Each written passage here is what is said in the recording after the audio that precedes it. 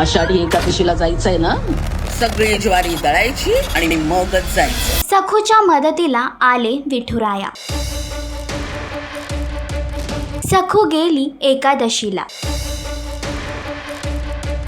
सखा माझा पांडुरंग या मालिकेच्या आगामी भागामध्ये एकीकडे सखू एकादशीला जाण्यासाठी आपल्या सासूबाईंकडून परवानगी मागते. यावर मनोरमा सखूला सांगते, संपूर्ण ज्वारी दळायची आणि मगच जायचं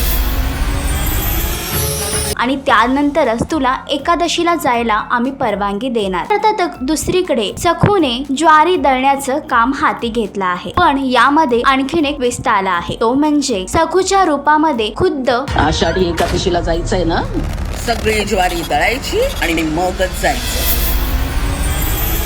पांडुरंग तिच्या मदतीला आला आहे आणि तो ज्वारी जळण्याचं काम करत आहे. तर सखू आपली एकादशी आणि वारी चांगल्या पद्धतीने पार पाडत आहे. तर मालिकेतील भक्तीची ही प्रचिती तुम्हाला कशी वाटली हे कमेंट करून नक्कीच सांगा. आणि अशीच अपडेट जाणून घेण्यासाठी तुम्ही आमचं चॅनल डेली चक्कर रिजनल याला लाईक, शेअर आणि सबस्क्राईब नक्कीच करा.